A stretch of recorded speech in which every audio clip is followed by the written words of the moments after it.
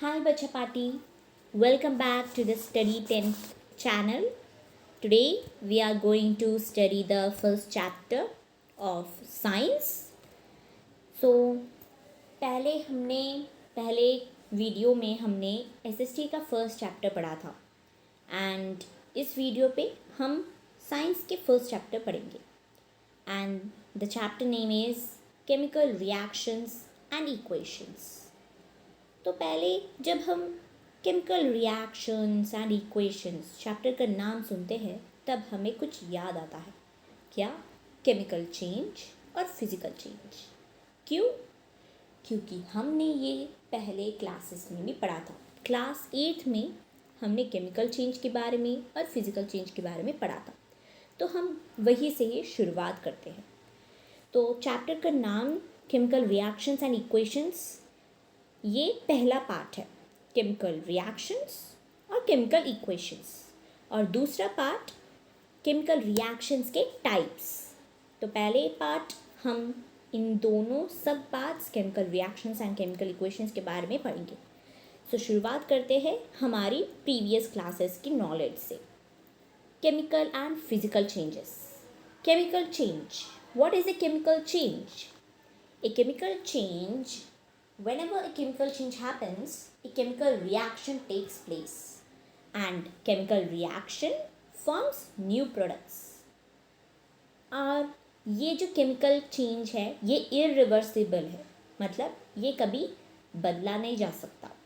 पहले की जो चीज़ है उसको वापस नहीं ले आ सकते. It is irreversible. And physical change?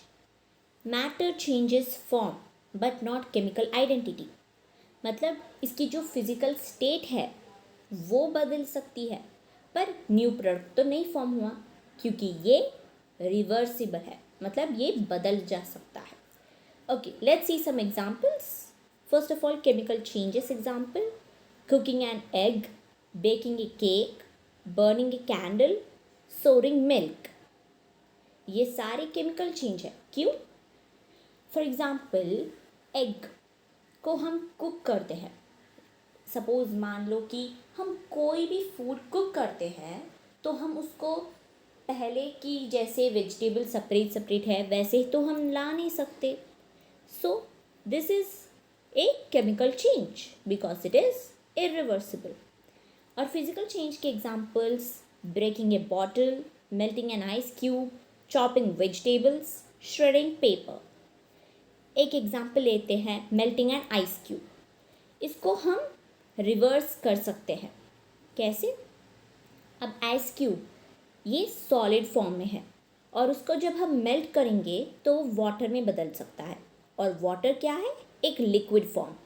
और फिर जब हम इसको हीट करेंगे तब वो बदलेगा गैस की फॉर्म में. तो यहाँ पर उसकी फिज़िकल स्टेट बदल रही है पर उसकी केमिकल आइडेंटिटी सेम है. ओके, नाउ इसको बदला भी जा सकता है, मतलब वापस भी ले आ सकते हैं. पहले हमने आइस क्यूब लिया था तो वाटर से ice cube means liquid to solid, we could convert it. How? जब हम वाटर को आइस क्यूब पैक में भरेंगे और फ्रिज में रख देंगे तो हमें मिल जाएगा ice cubes. So it is reversible. Okay, let's see some more examples of chemical change like burning wood, rotting fruit. Rotting fruit का मतलब है जैसे फ्रूट, कोई फल खराब हो जाता है तो उसको हम बदल नहीं सकते, मतलब उसको हम अच्छे नहीं कर सकते, है ना. Baking a cake, rusting metal, using A battery, digestion, soaring milk, exploding fireworks, cooking an egg, photosynthesis. ये सारे एग्जाम्पल्स केमिकल चेंज है.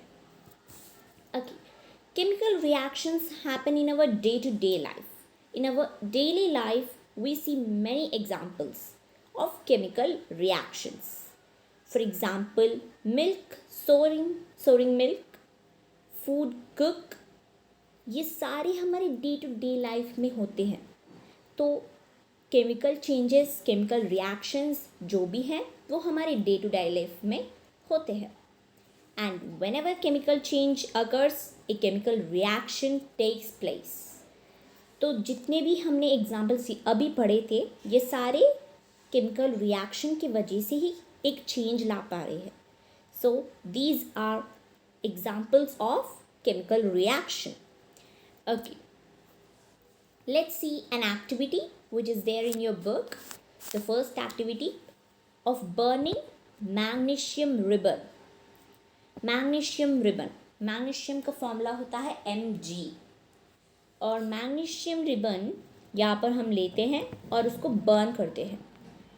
बर्न एयर में करते हैं, और एयर में क्या होता है? ऑक्सीजन.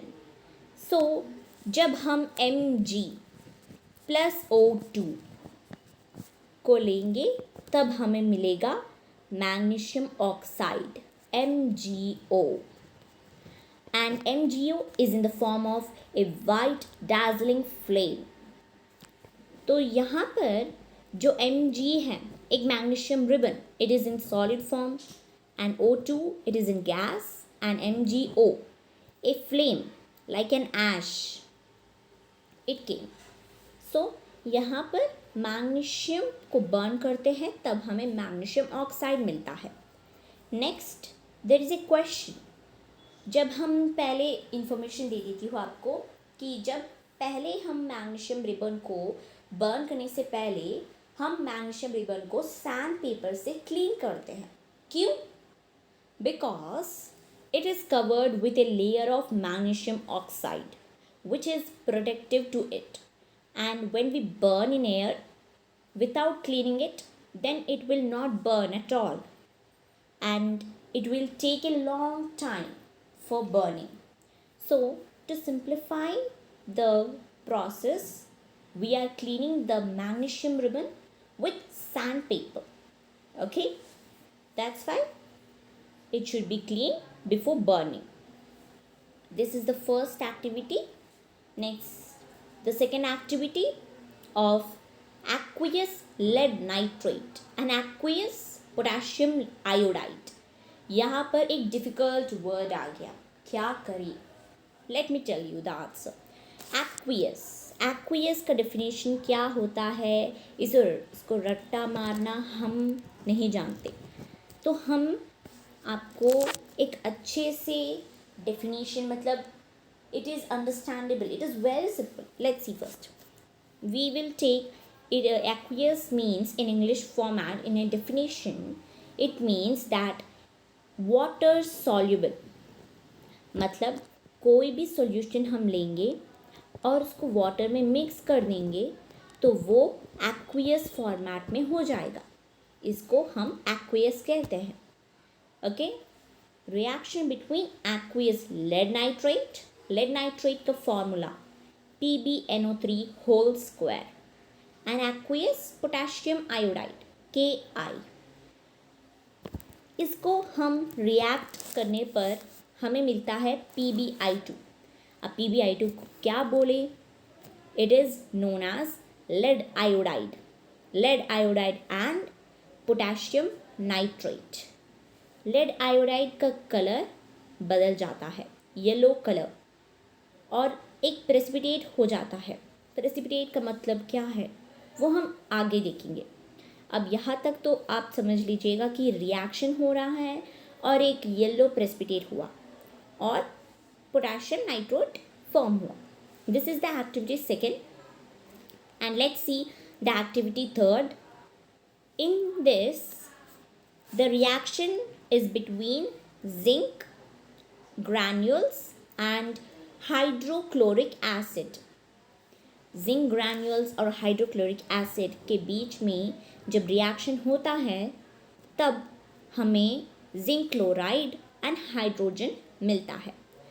और अगर ये एक्टिविटी आप घर पर करना चाहते हैं तो कर सकते हैं, पर you need to be careful and it is suggested that if your elder ones, anyone like teacher or parent should be there with you, because ये थोड़ा सा केयरफुली हैंडल करना है. एक कैंडल भी है और एक पॉपअप साउंड भी है. It is like burning, so be careful.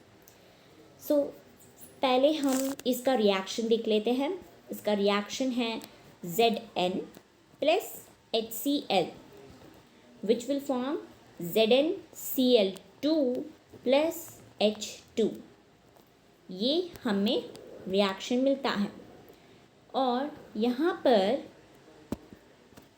जब हाइड्रोजन बबल्स निकल के आते हैं तब एक बर्निंग कैंडल को उस गैस पर लगा दे तो हमें एक पॉपअप साउंड मिलता है, means it is like burning. तब हमें कंफर्म होता है कि जो गैस अभी निकला है वो हाइड्रोजन का है। ठीक है, ऐसे बहुत सारे हैं। अगर एक बर्निंग कैंडल को एक गैस पर ले आए तो वो गैस बर्निंग कैंडल को बुझा दे, तब वो गैस क्या है? CO2। CO2 is the gas, and if it comes a pop-up sound then it is hydrogen. So please remember it. It is 1 mark question.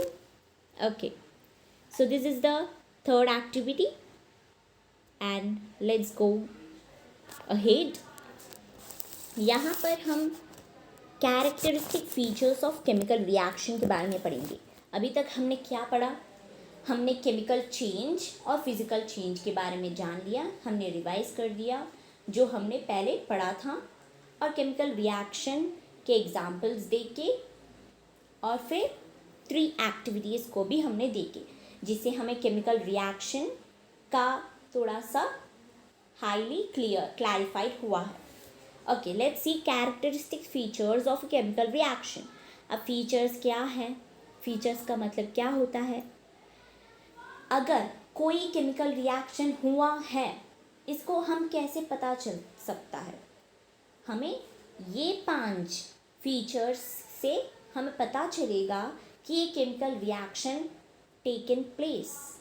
A chemical reaction has been taken place when these 5 or any of the 5 have been done in that reaction. Okay, so first one is change in color, change in temperature, change in state, evolution of gas, formation of precipitate. Okay, now let's see the first feature, change in color. I will be explaining with the example क्योंकि आपको better समझ जाए इसलिए मैं example के साथ explain कर रही हूँ। पर आपके बुक में आपको एग्जाम्पल्स नहीं दे रखे हैं, आपको खुद उसको ढूंढना है।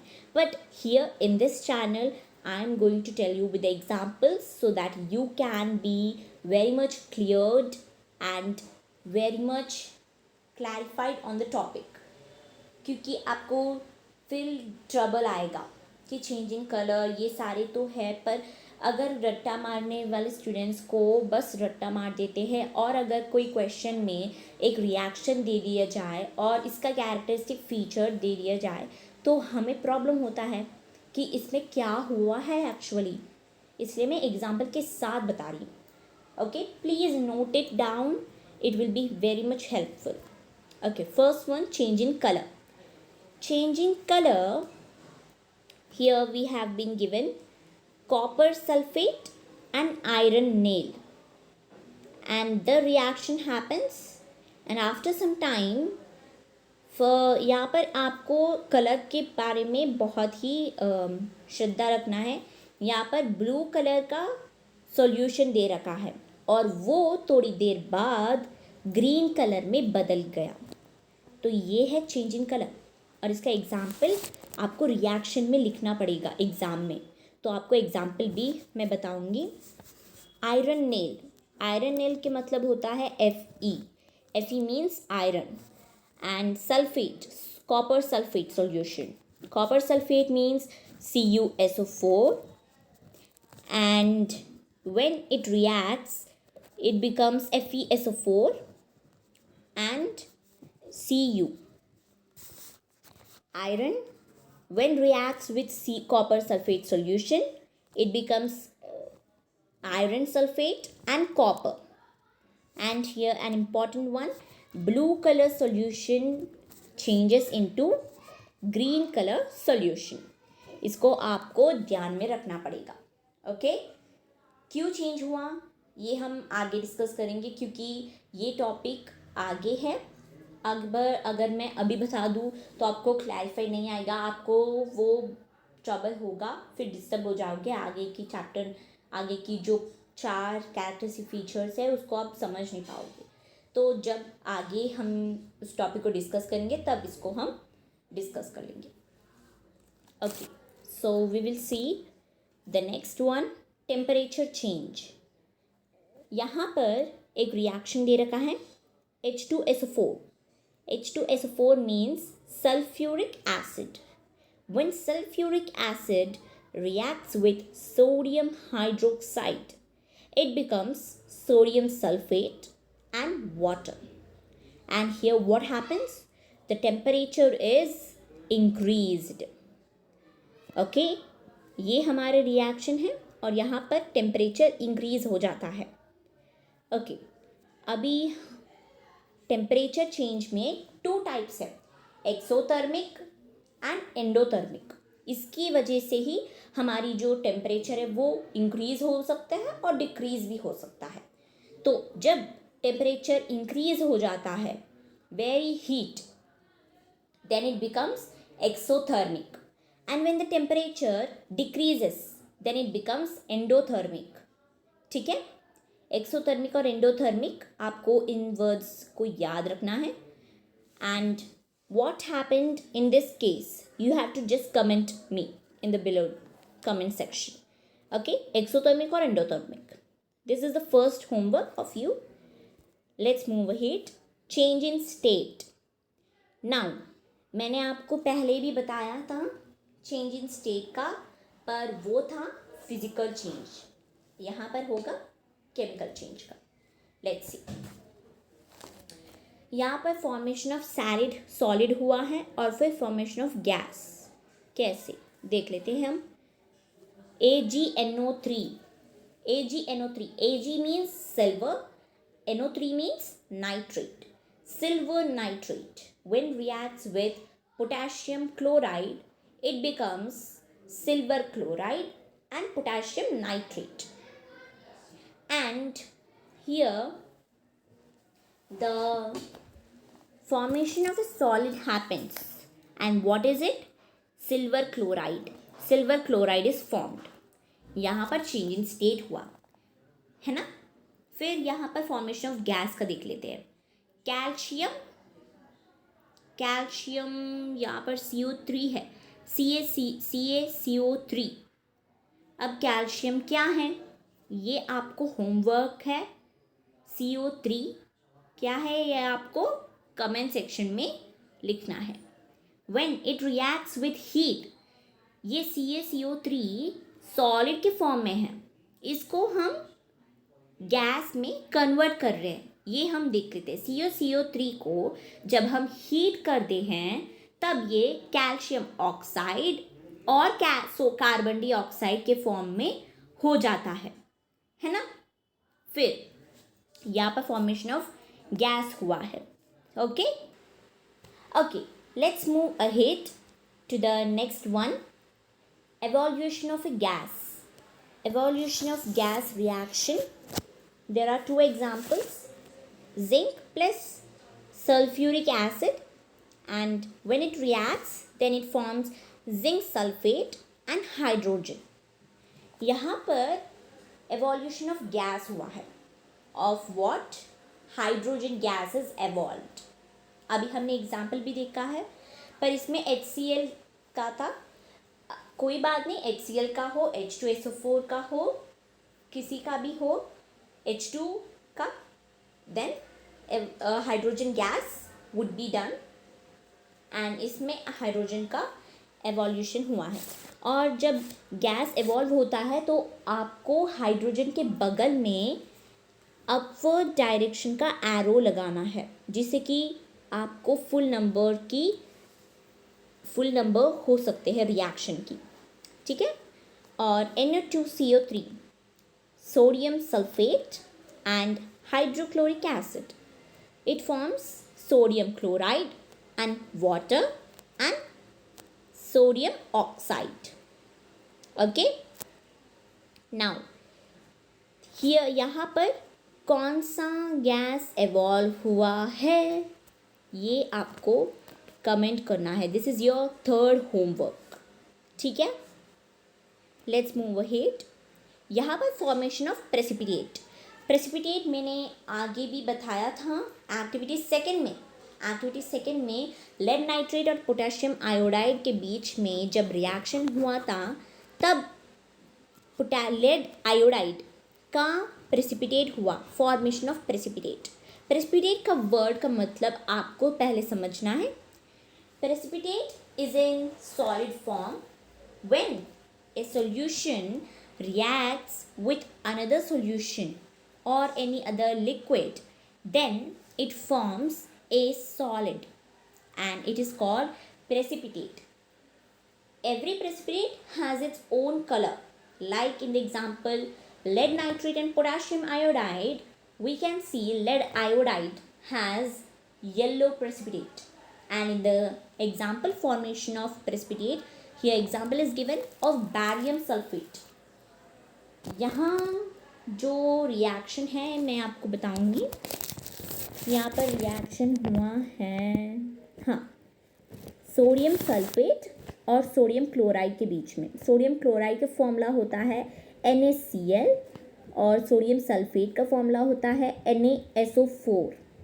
जब ये दोनों रिएक्ट हुआ है तब हमारी रिएक्शन होता है बैरियम सल्फेट का और बैरियम क्लोराइड का. ओके, यहाँ पर BaSO4 जो है ये वाइट प्रेसिपिटेट है. It is in the form of solid. और प्रेसिपिटेट का भी एक एरो है, या प्रेसिपिटेट का एरो डाउनवर्ड्स है. एवोल्यूशन ऑफ गैस पे अपवर्ड डायरेक्शन था, फॉर्मेशन ऑफ प्रेसिपिटेट में डाउनवर्ड डायरेक्शन होता है. Okay, now the 5 characteristics have been cleared, I think so. अब यहाँ पर जितने भी आगे के केमिकल रिएक्शंस हैं उनमें कौन सा कैरेक्टरिस्टिक हुआ है, means which feature has been represented, I will tell you. Okay, now we have cleared the first part का हाफ क्लियर हो चुका है. फर्स्ट पार्ट में नेम ऑफ द चैप्टर है केमिकल रिएक्शन, केमिकल इक्वेशन.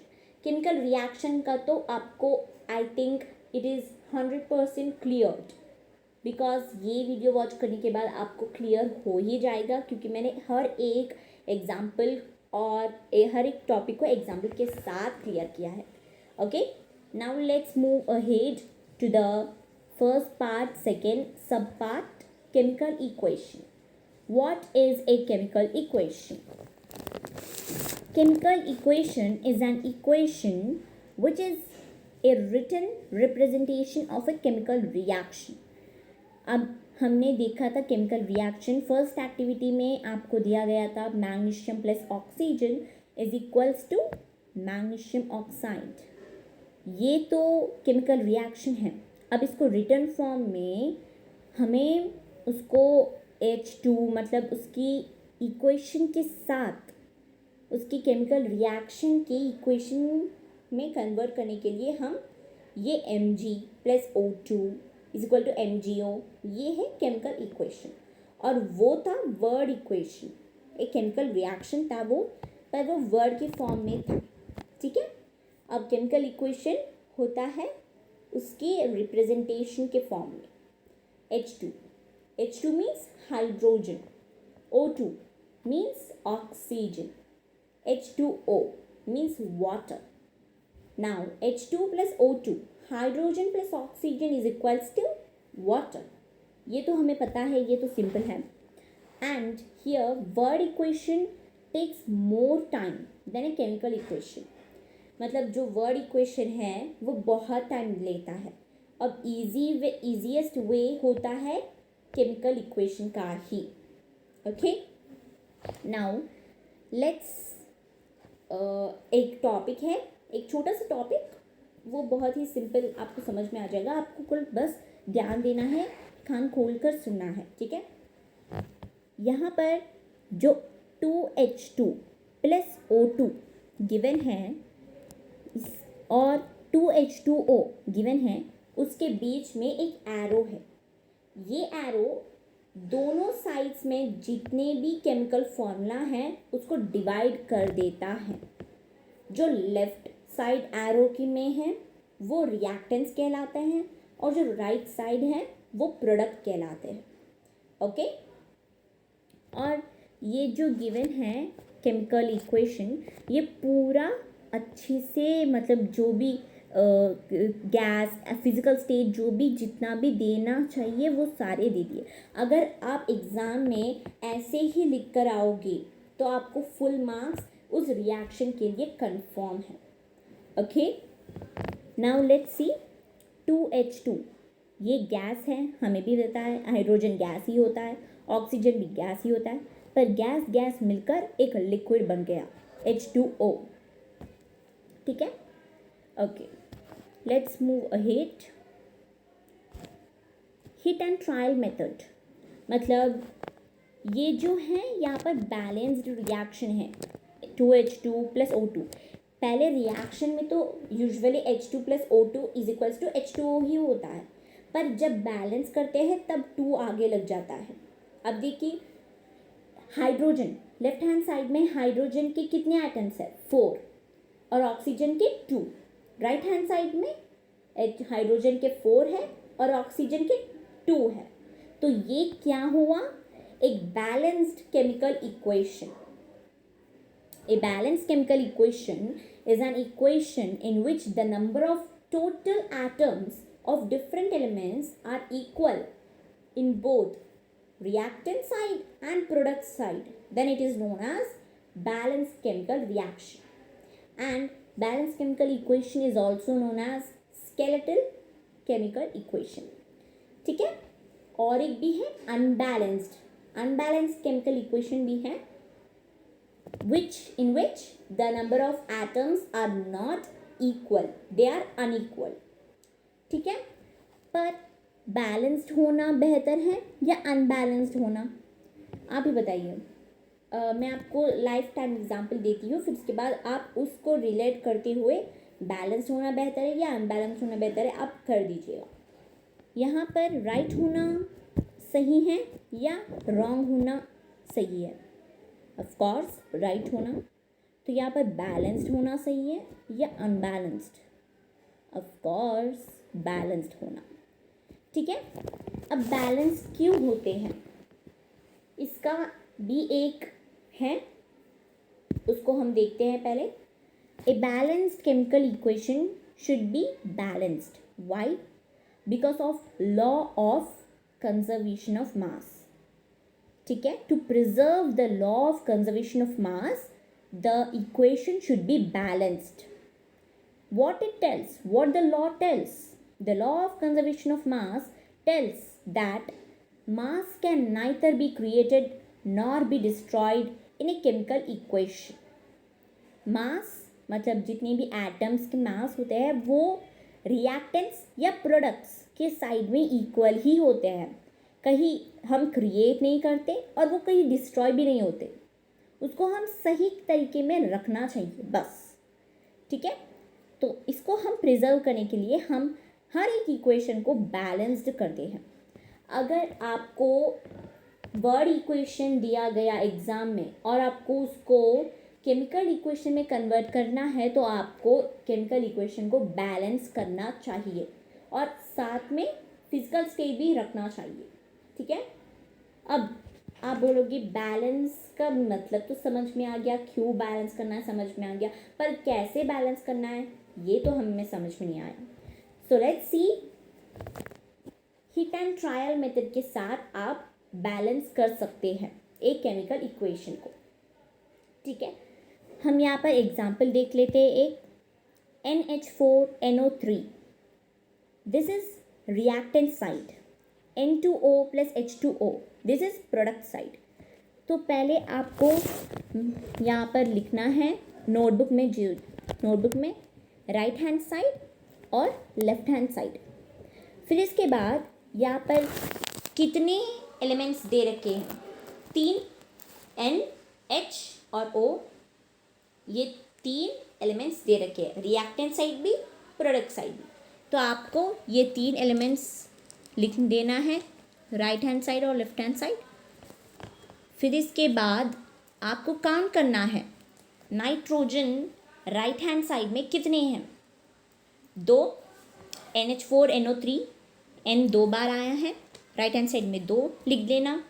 फिर O oxygen 3 बार आया है, 3 बार लिख लो। हाइड्रोजन 4 बार, ठीक है।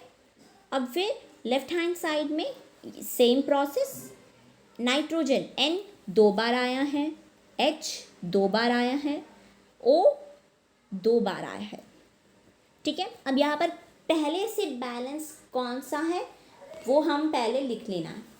नाइट्रोजन बैलेंस्ड है 2-2, both in left hand side and right hand side nitrogen is balanced, so we will write in the left hand side balanced।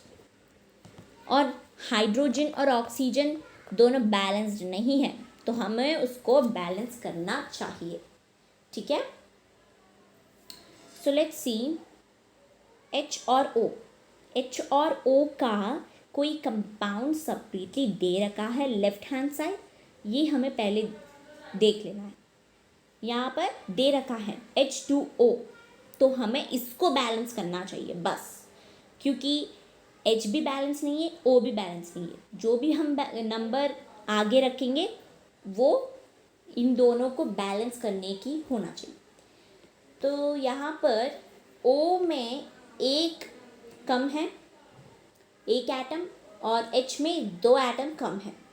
तो ऐसा क्या नंबर है जो मल्टीप्लाई करने पर H2O से बैलेंस हो जाते हैं? तो इट इज़ 2 कोफिशिएंट H2O को बैलेंस कर देते हैं, तो हमें H2O के आगे 2 रख देना चाहिए, फिर हमें मिल जाता है बैलेंस्ड केमिकल इक्वेशन। और एक बात आपको याद रखना है कि जब भी आप बैलेंस करते हैं तो आपको नंबर को मल्टीप्लाई करना है एक फॉर्मूला के आगे, H2O के आगे आपको नंबर लिखना है, N2O के आगे, NH4NO3 के आगे, उसके पीछे नीचे आपको नहीं लिखना है, क्योंकि अगर आप ऐसे लिखोगे तो उसका पूरा केमिकल इक्वेशन का पूरा मतलब ही बदल जाता है। कैसे, मैं अभी समझा देती हूँ। यहाँ पर हमने देखा H2 + O2 = H2O, तो तेरे बच्चे क्या कर देते हैं कि H2 दे रखा है लेफ्ट हैंड साइड और राइट हैंड साइड, O2 दे रखा है और लेफ्ट हैंड साइड O ही दे रखा है, तो क्या करते हैं बच्चे, O2 लिख देते हैं। H2 + O2 = H2O2। अब H2O का मतलब अलग है और H2O2 का मतलब अलग है।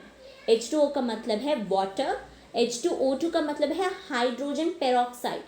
वाटर जो है वो प्राणियों को शक्ति देती है और it is neutral, it doesn't harm anyone, it just वो बुझा देती है प्यास को।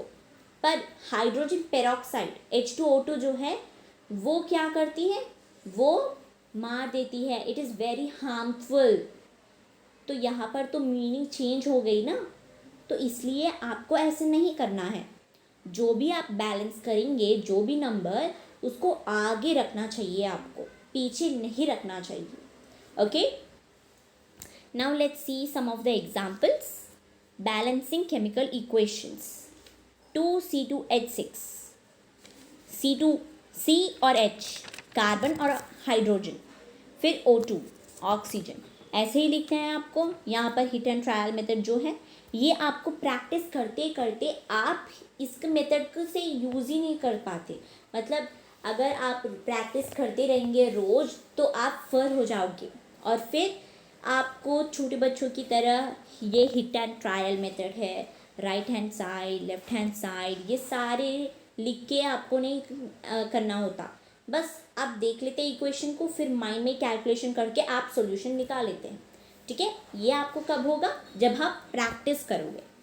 Okay, now here these 2 are balanced.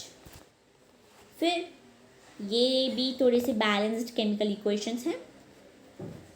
Okay, the first part is now cleared. The first part तो आपको हो गया. सेकेंड पार्ट क्या है? Types of chemical reactions. अब केमिकल रिएक्शंस के टाइप्स को हम देखेंगे. How many types of chemical reactions are there? This is the second part. There are 5 types. First one is combination, second decomposition, third displacement, and fourth double displacement, fifth oxidation and reduction. Oxidation and reduction को आप redox reaction भी बोलते हैं. ठीक है. So let's start with the beginning one, combination reaction. अब आप इसकी definition पर मत जाइए, पहले आप सोचिए इस नाम पर, combination. जब आप ये नाम सुनते हैं तो आपको क्या याद आता है? मुझे तो ये याद आता है कि कॉम्बिनेशन का मतलब है कंबाइन. कोई दो सब्सटेंस को या कोई ज़्यादा सब्सटेंसेस को आप कंबाइन कर देती हो, वो बन जाता है एक कंपाउंड या एक कॉम्बिनेशन का रिजल्ट बन जाता है. ठीक है. अब इसको आप केमिकली साइंटिफिकली की तरीके से ले आओ. जब whenever we combine two substances, then a compound is formed, which is a product. Two reactants are combined and one product is formed. This is combination reaction. This is very simple. क्योंकि आप नाम पर गए, नाम को आपने देखा, यही है जो भी आपने देखा, नाम पर सोचा, वही है हमारी रिएक्शन का मतलब. ठीक है. This combination reaction is also known as synthesis और एडिशन रिएक्शन. अब आप हमेशा याद रखिए कि कॉम्बिनेशन रिएक्शन में लेफ्ट हैंड साइड जितने भी प्रोडक्ट्स होते हैं आपको उससे मतलब नहीं है, पर राइट हैंड साइड में एक ही प्रोडक्ट होता है. ये कॉम्बिनेशन रिएक्शन है. अगर आपको टाइप्स ऑफ रिएक्शन की तौर पर क्वेश्चन दे दिया जाए, उसको आपको लिखना है कौन सा टाइप का रिएक्शन है, तो आप ये डिफ्रेंशिएट कर सकते हैं कि राइट हैंड साइड एक ही प्रोडक्ट है तो कॉम्बिनेशन रिएक्शन है. Okay, let's see some examples. Calcium oxide and slaked lime. ठीक है. Quick lime reacts with water to form slaked lime, releasing a lot of heat. The beaker becomes hot, its temperature rises. Quicklime का मतलब होता है calcium oxide and slaked lime का मतलब होता है कैल्शियम हाइड्रोक्साइड. इसका रिएक्शन हम देख लेते हैं. CaO, when quicklime reacts with water, slaked lime is formed. CaO plus H2O is equals to CaOH whole square. Okay? और जब हम इसको रिएक्ट करते हैं तब बहुत सारा हीट निकलता है. क्यों? यहाँ पर एक और बात है. All combination reactions are exothermic reactions. Exothermic हमने पहले भी बताया था. कैरेक्टरिस्टिक्स फीचर्स में टेम्परेचर चेंज में हमने बताया था. एक्सोथर्मिक का मतलब होता है टेम्परेचर राइजेस एंड एंडोथर्मिक का मतलब होता है temperature falls. So, all combination reactions are exothermic reactions. ठीक है. Reaction of slaked lime with CO2. ये भी देख लेते हैं हम. CaOH whole square plus CO2 is equals to CaCO3 plus H2O. Okay. ये जो डू यू नो का है ये आपके बुक में दे रखा है और ये इम्पॉर्टेंट है. इसमें से क्वेश्चंस आ सकते हैं, इसलिए मैं आपको ये पूरा बुक में जो भी लाइन वाइज दिया रखा है वो आपको समझाऊंगी मैं. Let's read. A solution of slaked lime produced by the reaction is used for white washing walls. अब स्लेक्ड लाइम का solution, slaked lime means CaOH whole square, means calcium hydroxide solution is used for whitewashing the walls, and calcium hydroxide reacts slowly with CO2. ठीक है. CO2 के साथ मिलता है ये और एक थिन लेयर का कैल्शियम कार्बोनेट फॉर्म कर लेता है वॉल्स पर. calcium carbonate is formed after 2 to 3 days after whitewashing and gives a shiny finish to the walls. It is interesting to note that the chemical formula for marble is also CaCO3. मैंने आपको homework दिया था, पर यहाँ पर ही solution है, तो आपको 2 ही होमवर्क्स हैं. CaCO3 का मतलब होता है कैल्शियम कार्बोनेट, और ये फॉर्मूला मार्बल का भी है. ये CaOH whole square plus CO2 CaCO3 is equal to H plus H2O. ये यहाँ पर भी है, ये रिएक्शन है. Okay, now let's see some of the examples. 3H2 plus N2 NH3, MgO plus CO2 MgCO3, CO plus O2 CO2, Na plus Cl NaCl. Sodium plus chloride is equals to sodium chloride और common salt. अब यहाँ पर commonly आपको ये देखने को मिलता है कि राइट हैंड साइड पे आपको एक ही प्रोडक्ट दिखाई देता है, which means it is example of combination reaction. ठीक है, आपको ये याद रखना है बस. Next, the second type of reaction is decomposition reaction. Decomposition reaction, one reactant breaks down into 2 or more products. ठीक है, अब कॉम्बिनेशन और डिकम्पोजिशन रिएक्शन जो है वो उल्टा है. They are opposite to each other, because combination reaction combine करती है, जोड़ती है, पर डिकम्पोजिशन रिएक्शन तोड़ती है. ठीक है, इट ब्रेक्स. तो जो भी एग्जाम्पल्स हैं आप उसको उल्टा लिख दीजिएगा, वो हो जाएगा. अब कॉम्बिनेशन रिएक्शन के एक एग्जाम्पल ले लेते हैं. यहाँ यही से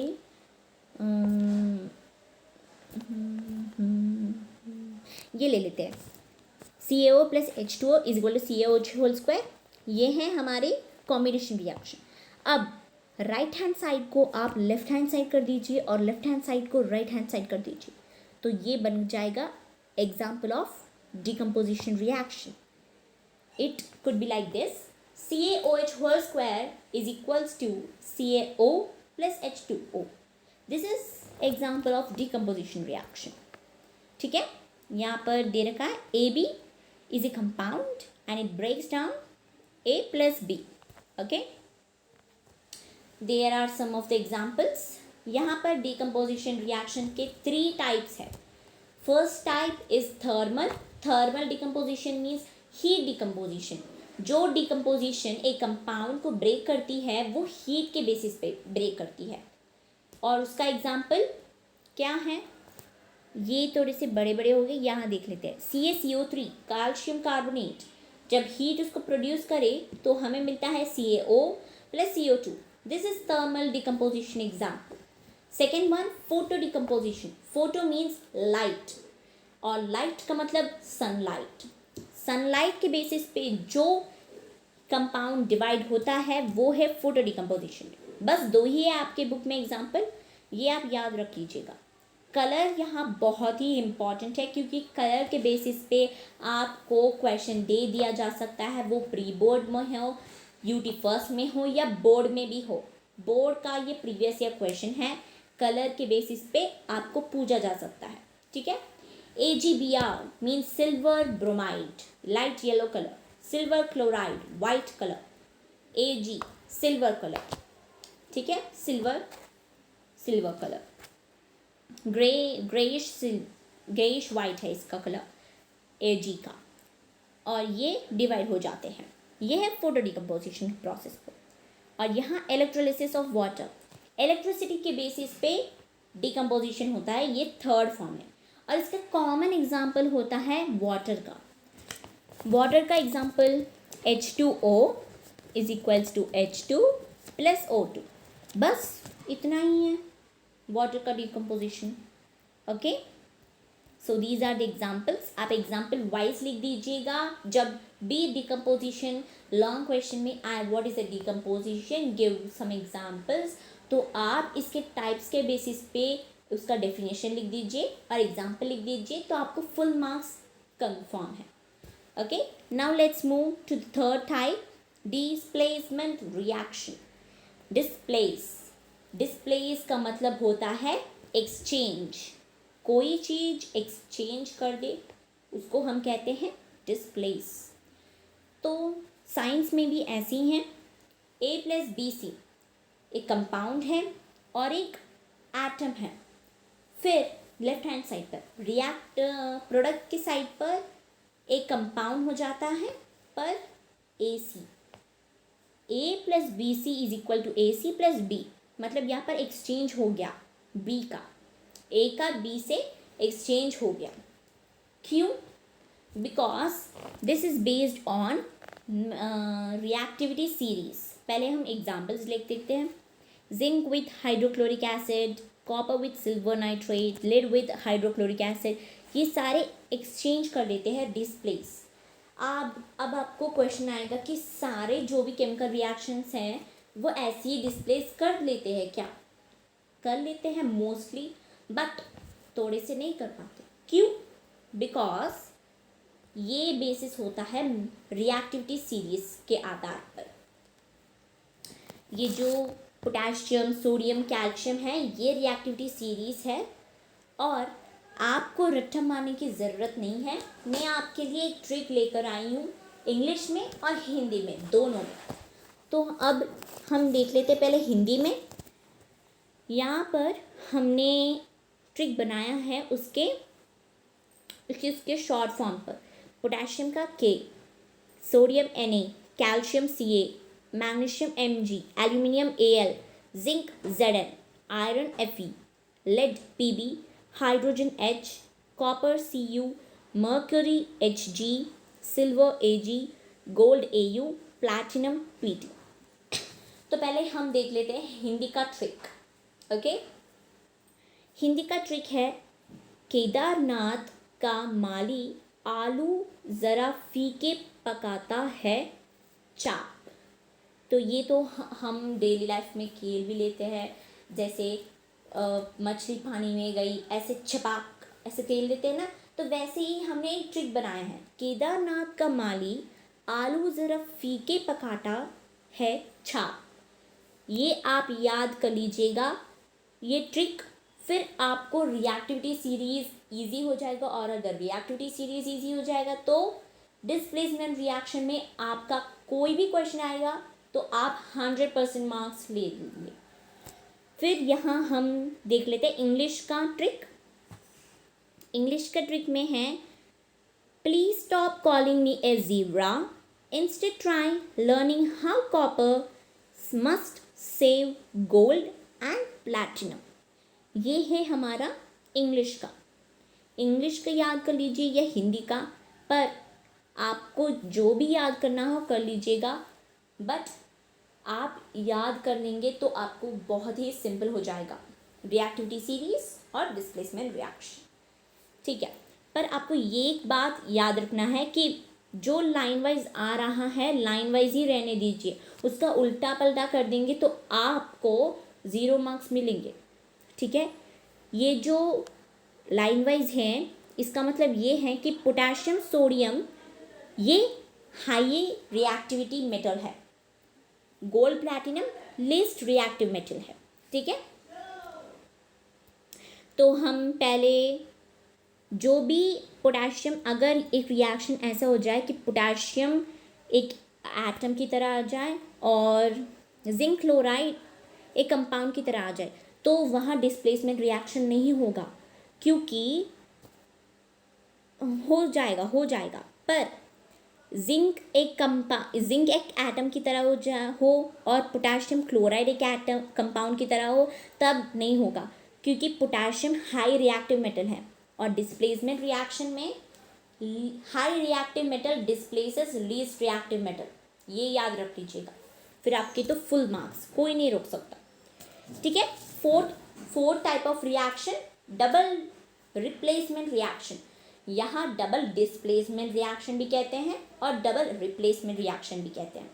जैसे कि हमने यहाँ पर देखा था डिस्प्लेसमेंट रिएक्शन में कि एक एटम ही करता है डिस्प्लेस, और डबल रिप्लेसमेंट रिएक्शन में दो एटम्स एक्सचेंज करते हैं, 2 एटम्स को।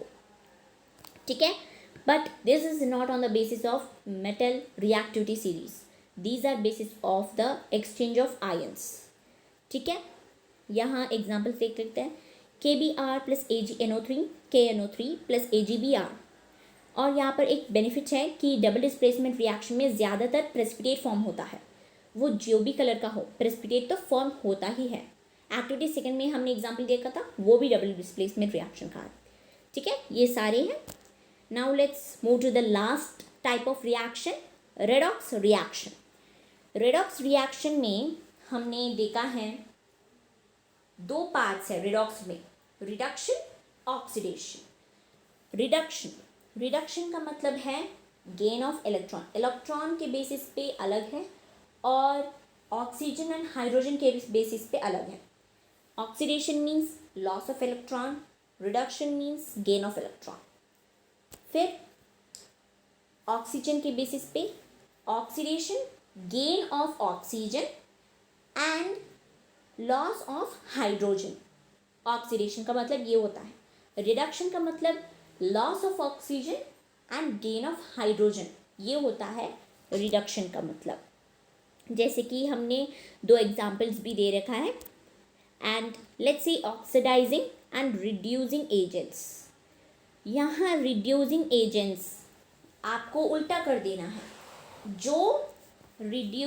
जो यहाँ पर रिडक्शन करता है वो है ऑक्सीडाइजिंग एजेंट, और जो यहाँ ऑक्सीडेशन करता है वो है रिड्यूसिंग एजेंट। बस इतना फ़र्क है, आप उसको फॉलो कर लेंगे तो आपको सिंपल है। ये एक ट्रिक है पर मैं आपको डेफिनेशन के साथ बताती हूँ। रिड्यूसिंग एजेंट जो लूज़ करता है इलेक्ट्रॉन्स को वो है रिड्यूसिंग एजेंट, और जो गेन करता है इलेक्ट्रॉन को वो है ऑक्सीडाइजिंग एजेंट। ठीक है, now let's see some of the examples. CuO plus H2 is equals to Cu plus H2O।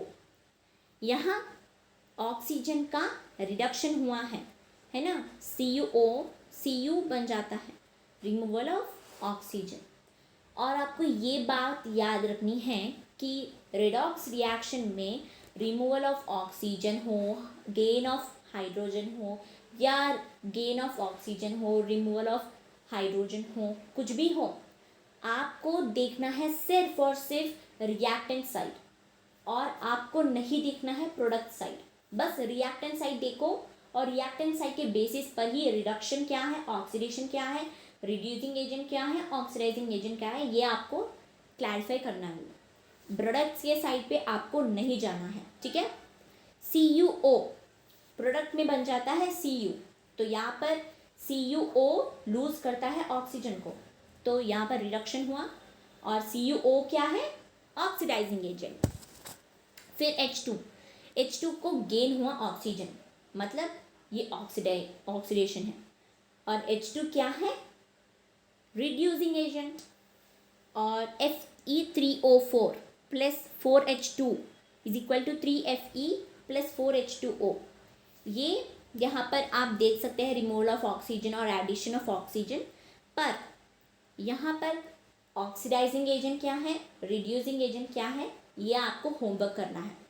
ठीक है, और आपको कमेंट सेक्शन में कमेंट करना है। ठीक है, अब यहाँ पर तो टाइप्स ऑफ रिएक्शन पूरा कंप्लीट हो गया, पर लास्ट के छोटे से दो टॉपिक है वो हम कर लेते हैं। पहला टॉपिक कोरोजन और दूसरा topic rancidity. Corrosion is the deterioration of the metal as a result of chemical reaction between it and the surrounding environment. It is an oxidation process. Corrosion is an oxidation process, and corrosion का मतलब ये होता है कि कोई metal का colour change हो जाए, उसका एक्चुअल कलर से डिफरेंट कलर आ जाए कोई मेटल का, तो वो कोरोजन होता है।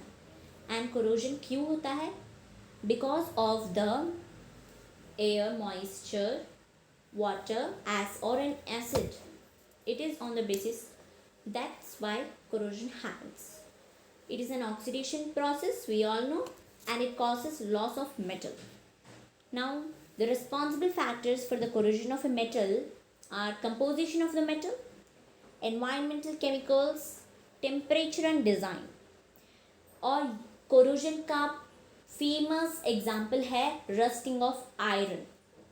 Rusting of iron is a famous example of corrosion.